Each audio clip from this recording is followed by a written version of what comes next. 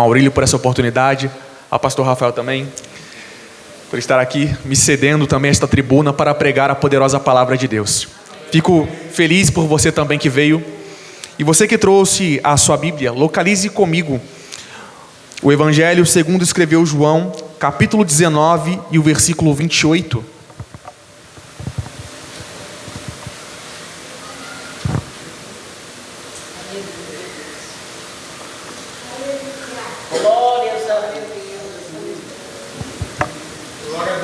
Evangelho de João, capítulo 19 e o versículo 28.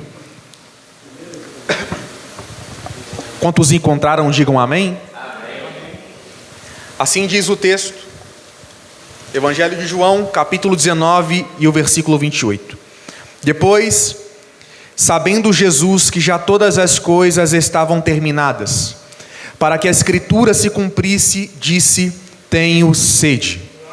Estava, pois, ali um vaso cheio de vinagre, e encheram de vinagre uma esponja, e pondo-a num isopo, lhe achegaram à boca. E quando Jesus tomou o vinagre, disse: está consumado. E inclinando a cabeça, entregou o Espírito. Tome seu assento, por gentileza, e eu peço para que você possa manter a sua Bíblia aberta também, para que você possa conferir se aquilo que eu digo realmente é o que está nas Escrituras. Meus amados, o Evangelho segundo escreveu João, ele tem o propósito de nos apresentar o Verbo. Quem é o Verbo? Bem no começo de seu Evangelho, João 1:1, ele nos apresenta dizendo: no princípio era o Verbo, e o Verbo estava com Deus, e o Verbo era Deus. Essa expressão no princípio, ela é intencional. João está querendo gerar aqui uma conexão com um texto bíblico, cujo qual é Gênesis 1:1. No princípio, Deus criou os céus e a terra. João está mostrando que o Verbo, ele já existia antes do mundo existir, pois ele estava no princípio, durante a criação. E a segunda coisa que João vai nos relatar é que o Verbo estava com Deus. João está então revelando qual era a ligação deste Verbo com a pessoa divina que é o Pai Celestial. Ele está mostrando não somente a sua intimidade com Deus, a sua comunhão com o Eterno, como também onde este Verbo estava durante o princípio, que é com Deus. Mas uma pergunta ainda fica: quem é o Verbo? João responde: e o Verbo era Deus. Aqui está bem claro e é incontestável a afirmação de João: o Verbo é Deus, sua natureza é divina e eterna. Antes mesmo do mundo existir, o Verbo já existia. Quando o mundo estava sendo criado, o Verbo estava participando ativamente da criação. Ou seja, o Verbo vivo de Deus, ele estava agindo. Em cada dia dos 6 dias da criação, o Verbo estava presente, agindo e atuando. Pois João escreve, João 1, 2 e 3, todas as coisas foram feitas por ele, e sem ele nada do que foi feito se fez.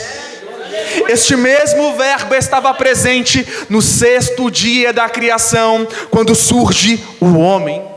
Gênesis 1:27 diz a Escritura: e criou Deus o homem à sua imagem, a imagem de Deus o criou. O homem Adão foi criado por Deus e colocado no jardim do Éden. Acontece que aquele homem chamado Adão, que foi criado à imagem e semelhança de Deus, puro, santo e cheio de justiça, num determinado momento de sua vida, caiu e perdeu o seu estado original, caindo em pecado, declarando o seu divórcio com Deus. O homem então decidiu seguir o seu próprio caminho, desobedecendo a voz do Senhor. Mas o que é interessante, que Gênesis nos mostra, que apesar do homem ter desobedecido e se afastado de Deus e ter declarado o divórcio, Deus apareceu naquele jardim. Enquanto Adão pecou e se escondeu, porque todo aquele que peca, ele procura se esconder do Senhor, pois o pecado produz vergonha. Mas enquanto o homem estava tomado pela vergonha e se escondendo de Deus, Gênesis 3:9, uma voz aparece naquele jardim. Deus então chamou Adão e perguntou a ele, dizendo: onde estás? Perceba que a atitude do homem foi se afastar e se esconder. Mas quando o homem se escondeu, Deus tomou a iniciativa. Diante da fuga do homem, a atitude de Deus é: e chamou Deus a Adão. Aqui está o evangelho puro e simples. O homem se afasta de Deus, mas Deus o chama de volta. O homem vira as costas para Deus, mas Deus vai até o homem, coloca a mão em suas costas e o chama novamente. Ele diz: Adão. Mas Deus chama o homem fazendo-lhe uma pergunta. Qual pergunta? Onde estás? E aqui nós podemos nos perguntar: Deus, Ele é onisciente, não é? Ou seja, Ele sabe de todas as coisas. Então Ele sabia onde Adão estava escondido naquele jardim. Então, se Ele sabia, por que Ele perguntou a Adão: onde estás? Esta pergunta de Deus, onde estás, é na verdade uma pergunta retórica do Criador ao homem. Pois na realidade, Deus estava querendo levar Adão a uma reflexão. O que Deus queria? Que o homem refletisse que ele já não estava mais em seu estado original. Que Adão já não estava mais da mesma forma a qual Deus o criou. Ele já não estava mais na mesma posição. Por isso Deus perguntou para ele: onde estás? E quem dera todos os pecadores pudessem se deparar com esta pergunta e refletir sobre onde eles estão.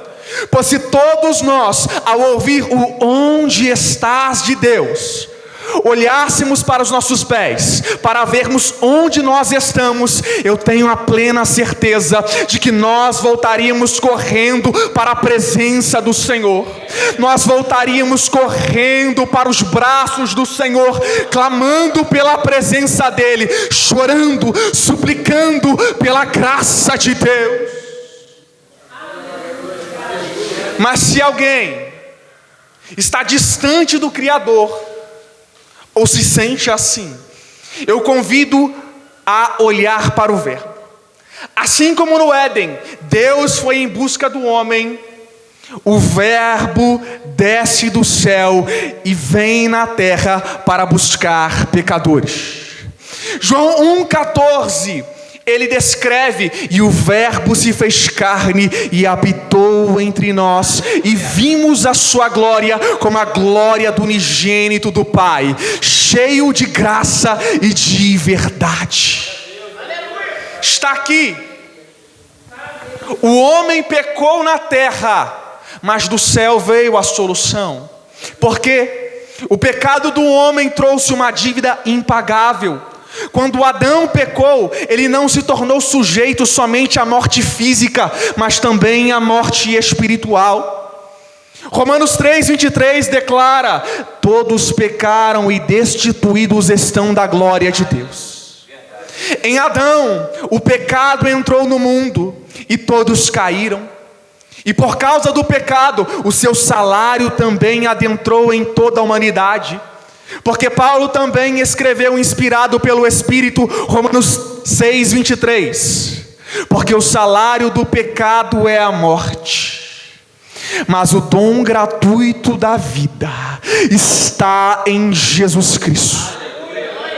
Enquanto o homem estava perdido nesta terra, pensando: como o homem pode ser salvo? A resposta ela vem do céu. O Verbo se faz carne e habita entre nós, buscando os pecadores. Eu sei que diante da condenação do homem, muitas pessoas podem se perguntar: mas Deus é amor. E se Deus é amor, como Deus pode condenar o homem? Acontece que eles se esquecem que Deus também é justo. Imagine um homem que está sendo julgado diante de um juiz por matar uma pessoa. Se esse juiz deixa este homem criminoso ir embora como se nada tivesse acontecido, se esse juiz olha para este homem que cometeu um crime e diz para ele: olha, eu sei que você errou, eu sei que você cometeu um crime, mas eu sou um juiz amoroso, você pode ir. Nenhum de nós dirá que este é um juiz justo e amoroso, porque ele deixou o culpado ir embora como se fosse inocente. Assim também é com Deus. Deus é amor com toda certeza, mas Deus também é justiça, e Ele não tomará o culpado por inocente, mas Deus julgará toda a obra do homem. Toda ação humana passará pelo julgamento de Deus. E aí nós nos perguntamos: como nós então podemos ser declarados justos diante do tribunal de Deus? Eu repito, o homem peca na terra, mas a solução ela vem do céu. Quando o Verbo habitou entre nós, quando Ele desceu dos mais altos céus, se fez carne e veio morar nesta terra, está acontecendo o que Lucas descreveu no capítulo 19, verso 10 de Lucas, que é: porque o Filho do Homem veio buscar e salvar o que se havia perdido. Como assim? A Bíblia está narrando para nós e nos mostrando que Cristo não veio para os bonzinhos, Cristo não veio para os justos, mas Jesus veio para os depravados, Jesus veio para os miseráveis, Jesus veio para aqueles que estão condenados, para que possam alcançar a salvação através de seu nome.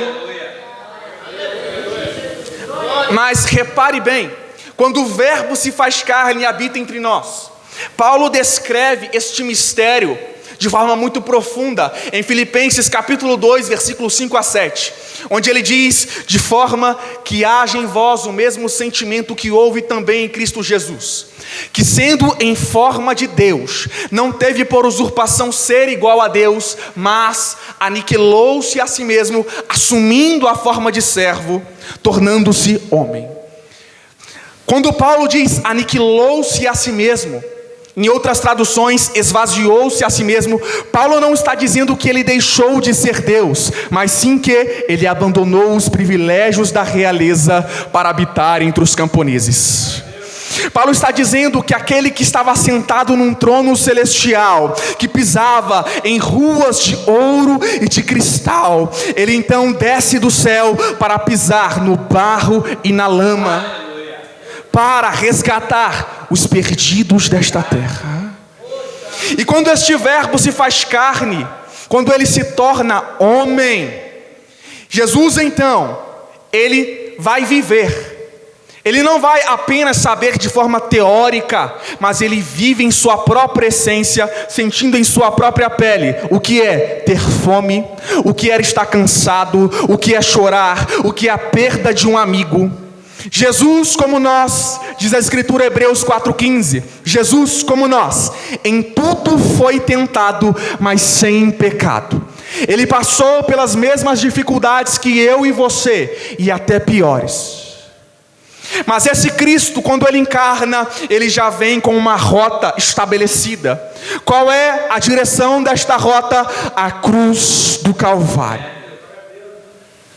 É em Lucas, se não me falha a memória, capítulo 18, versículo 31, que Jesus então, sabendo que já estava próximo de se cumprir o seu propósito nesta terra, que ele se reúne com os seus discípulos e diz: eis que subimos a Jerusalém, e se cumprirá tudo a quanto pelos profetas está escrito sobre o Filho do Homem.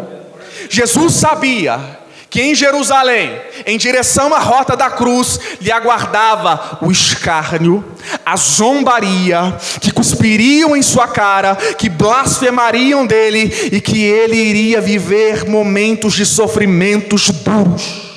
Mas ainda assim, os pés de Jesus não se ausentaram do caminho da cruz, pois ele sabia que mesmo na dor, importa em primeiro lugar realizar a vontade daquele que enviou a ele. Ele sabia que mesmo na dor, importa primeiro realizar a vontade de Deus. Enquanto a maioria de nós procura evitar as dores do chamado de Deus, a tristeza que ele nos causa, Jesus não, ele vai adiante, ele vai em frente para suportar e para enfrentar toda a dor que lhe está proposta, pois ele sabia que o Pai Celestial seria com ele, e assim também será conosco. Mesmo nos momentos de sofrimento do nosso chamado, do nosso ministério, a presença de Deus estará conosco para nos trazer alívio, consolo, graça e conforto. Creia nisso. Ainda que você esteja sofrendo, importa realizar a vontade de Deus, pois toda dor e tristeza nesta terra é momentânea e passageira, mas a glória no céu, ela é eterna e não passará. A alegria que Deus dá não é condicional, mas é incondicional e eterna. Então, no momento da Páscoa, que agora Jesus está naquilo que nós chamamos de a última ceia, reunido com seus discípulos, Jesus então, ele pega o pão, reparte e ele diz: tomai e comei, isto é o meu corpo que é partido por vós. Semelhantemente, ele toma do cálice e diz: tomai e bebei, este é o meu sangue que é derramado em favor de vós. O que Jesus estava fazendo naquele exato momento? Ele estava estabelecendo um memorial pelo que iria acontecer. E nesse exato momento em que Jesus está ali, na mesa com seus discípulos, de repente ele irrompe em uma palavra que provavelmente causou uma certa surpresa em muitos. E eu tenho certeza que também causaria, se fosse hoje em nossos tempos. Qual é a palavra? Em Mateus 26, 21, Jesus diz: em verdade vos digo, que um de vós há de me trair. Penso eu que naquele momento de ceia, de comunhão entre os discípulos, de felicidade, de repente os semblantes dos discípulos caíram. E eles se perguntaram: como assim há traição na mesa?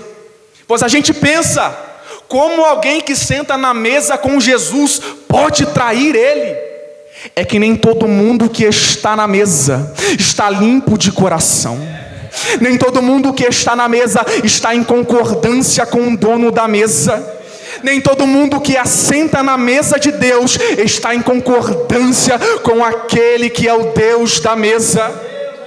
Acontece que só permanece na mesa aquele que vive em concordância com o Deus da mesa.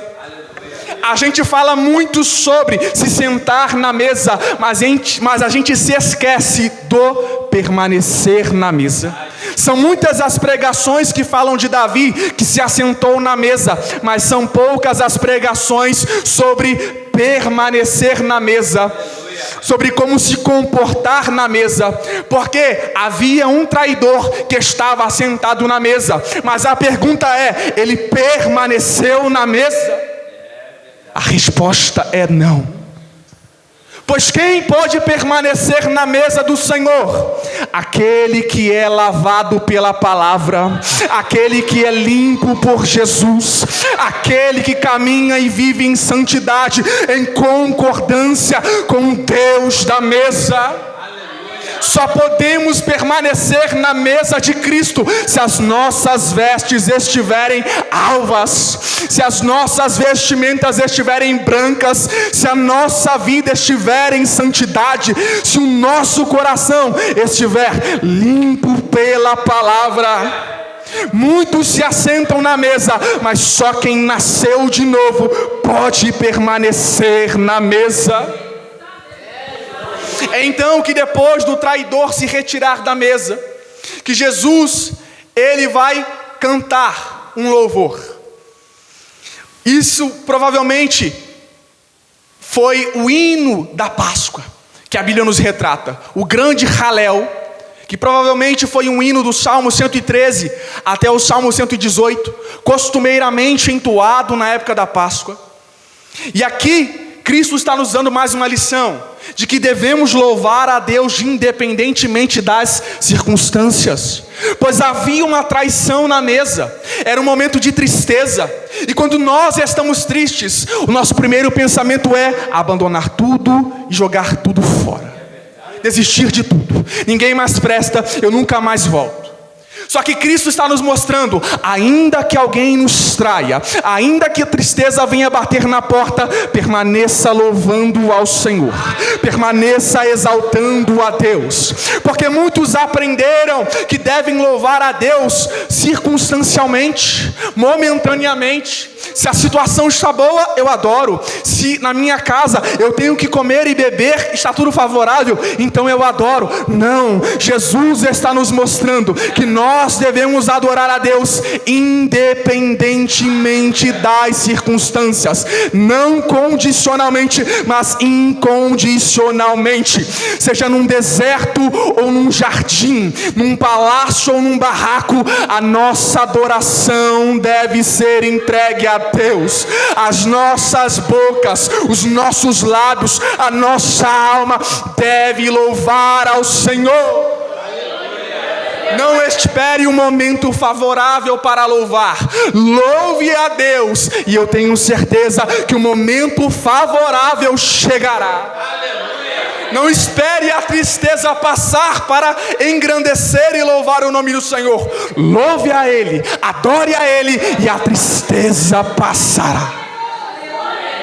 Jesus nos ensinou a louvar a Deus em meio ao momento de tristeza. E é depois deste louvor, deste hino cantado, que Jesus vai para o Getsêmani, um local onde a sua alma foi moída e esmagada. E naquele mesmo lugar, aquele mesmo traidor que saiu da mesa, ele retorna, mas não como um pecador arrependido para pedir desculpas pela sua traição, mas ele volta para entregar Jesus. E aqui eu quero abrir um parênteses e falar de forma brevemente. O lugar onde Jesus estava, no Getsêmani, naquele horto, a Bíblia narra para nós, nos dizendo que era um lugar particular, onde ele se reunia frequentemente com seus discípulos. Ou seja, não era um lugar onde todos tinham acesso, era um local de intimidade. E quantos de nós, assim como Judas Iscariotes, o traidor, estamos trocando a nossa intimidade com Deus por coisas momentâneas e passageiras? Nós olhamos para Judas e julgamos ele, mas quando nós olhamos no espelho, não encontramos o mesmo Judas.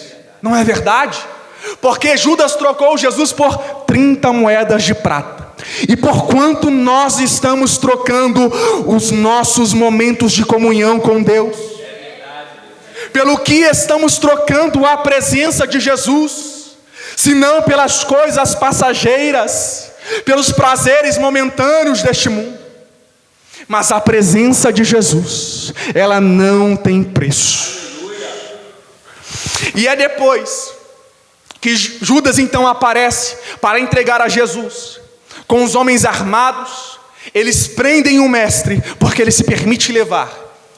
E assim que o mestre ele é preso, ele é conduzido ao Sinédrio, uma cúpula, um conselho administrativo dos judeus, da mais alta hierarquia, onde estavam os sacerdotes, os religiosos, que tinham relevância e influência em sua época.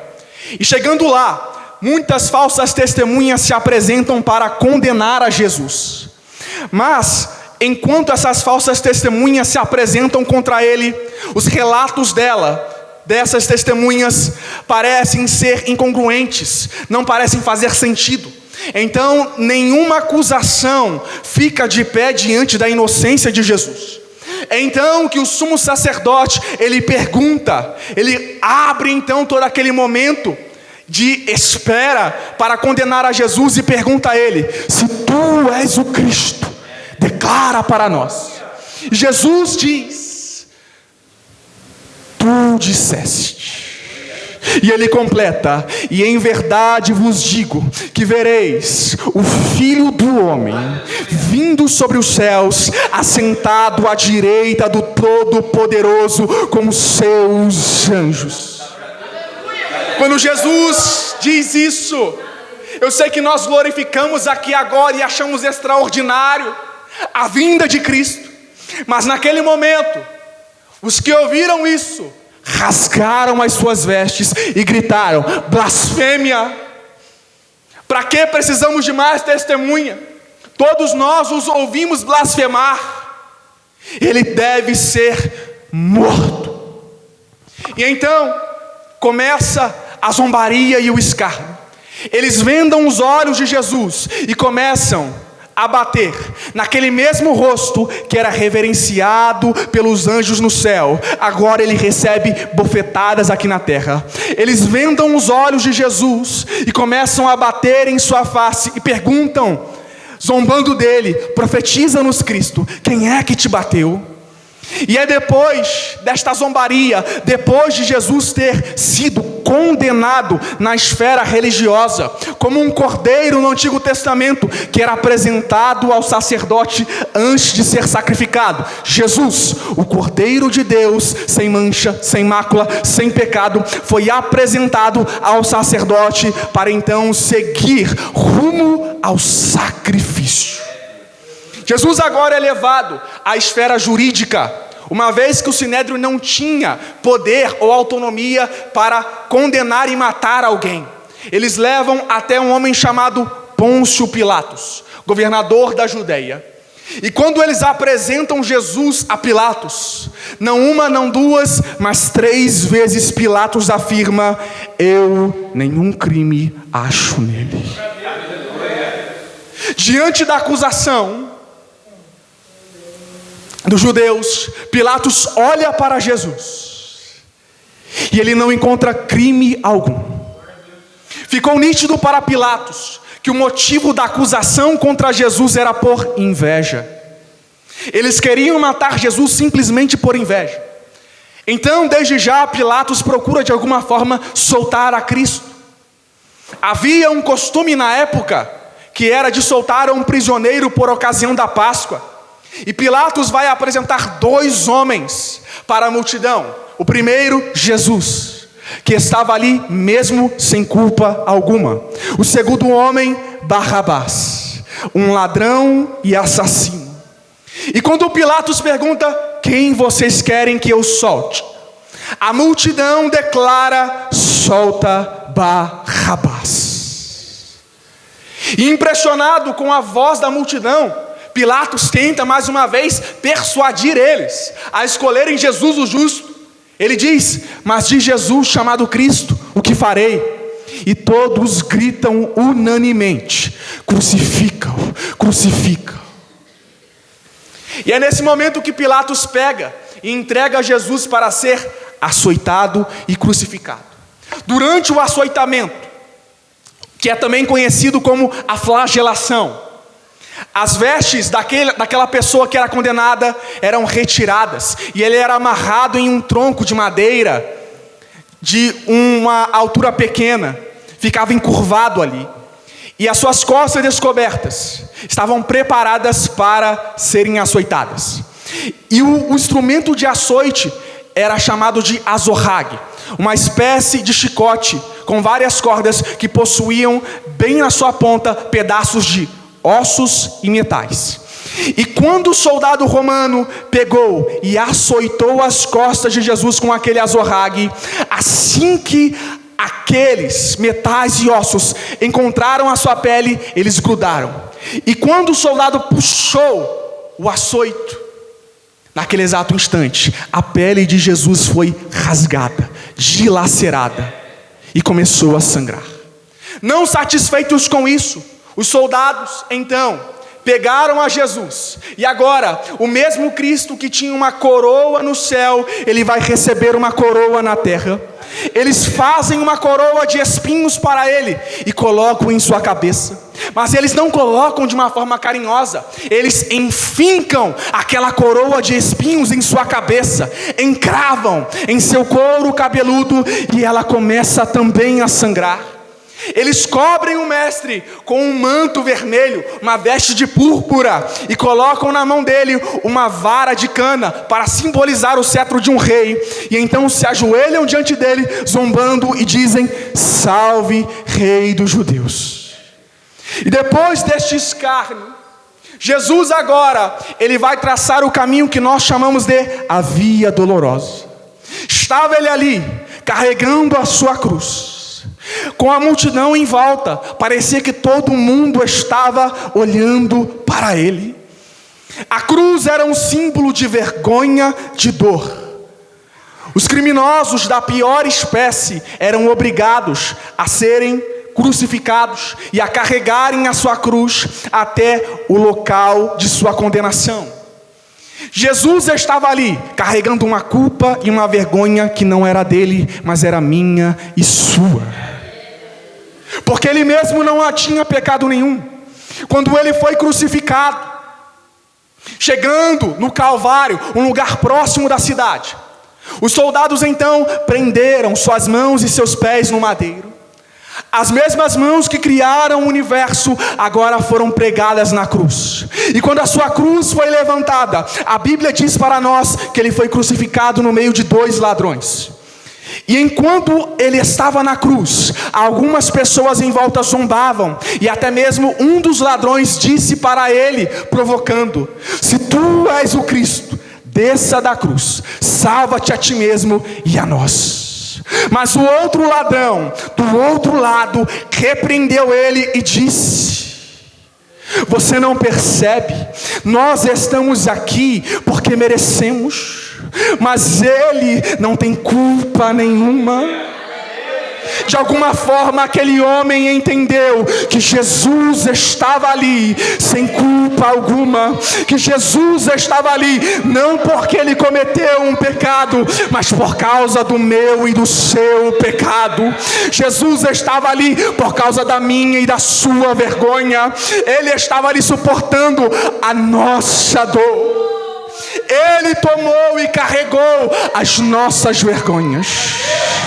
Ele estava ali crucificado pelos nossos pecados. O castigo que era para ser nosso, Jesus tomou o nosso lugar. Ao olhar para a cruz, nós percebemos: aquele deveria ser o nosso lugar, mas Jesus tomou sobre si as nossas enfermidades. Ele carregou sobre si as minhas e as suas dores.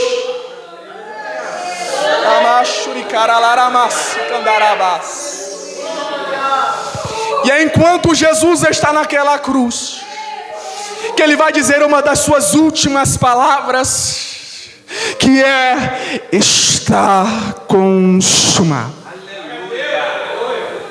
Está consumado. Enquanto ele estava ali com suas mãos e seus pés pregados, uma de suas últimas palavras foram: está consumado. Esta palavra em grego é tetelestai. E esta palavra tetelestai, que vem do grego, ela possui 3 significados: está consumado, está pago, está feito. E esta expressão tetelestai, ela possuía, no mínimo, em seu contexto histórico, 3 aplicações. Primeiro, quando um filho cumpria a ordem de seu pai, ele chegava até o pai e dizia: papai tetelestai. A obra que o Senhor me deu, eu terminei ela, eu concluí. Segundo, quando alguém então tinha alguma dívida e quitava ela com um credor a quem ele devia, ele recebia uma espécie de um comprovante onde vinha escrito tetelestai, a dívida está paga, você não deve mais nada. Semelhantemente, na terceira aplicação, quando alguém comprava uma casa e quitava ela totalmente, pagava completamente pela casa, ele recebia uma espécie de escritura onde vinha escrito tetelestai, a casa está comprada, você pode aproveitá-la. Ou seja, ao dizer tetelestai, na cruz Jesus estava dizendo para nós três coisas. Primeiro, ele estava falando com o Pai: Pai, a obra que o Senhor me confiou, a obra que o Senhor me deu, eu cumpri ela. Telestai, ele estava dizendo: você foi comprado, agora você não é mais escravo do pecado, porque na cruz eu comprei você. Na cruz o meu sangue foi derramado por você, de modo que você não é mais possessão das trevas, escravo do pecado, mas agora vocês são livres em Deus, agora vocês são filhos de Deus. Ao dizer tetelestai, Jesus não estava dando um grito de alívio, mas era um grito de triunfo e de vitória, pois na cruz Jesus venceu a morte, na cruz Jesus venceu o pecado, na cruz Jesus venceu o mundo, e na cruz Jesus venceu Satanás. E é porque Jesus venceu que nós também vencemos. É porque Ele na cruz derramou o seu sangue que nós hoje somos chamados justos. Não é que o homem alcançou sua justiça própria, mas é porque ele foi justificado pelo sangue de Jesus na cruz, que hoje ele é declarado justo. E aqueles que estão em Cristo, porque Ele venceu, nós também vencemos. Porque Ele foi vitorioso, aqueles que estão nele são, Romanos 8:37, mais do que vencedores. Mais do que vencedores, por meio daquele que nos amou. Não se esqueça nessa noite que ao dizer tetelestai, Jesus cumpriu a promessa do Pai. Ao dizer tetelestai, Jesus pagou o preço, a preço de sangue. Ao dizer tetelestai, Jesus declarou a nossa vitória.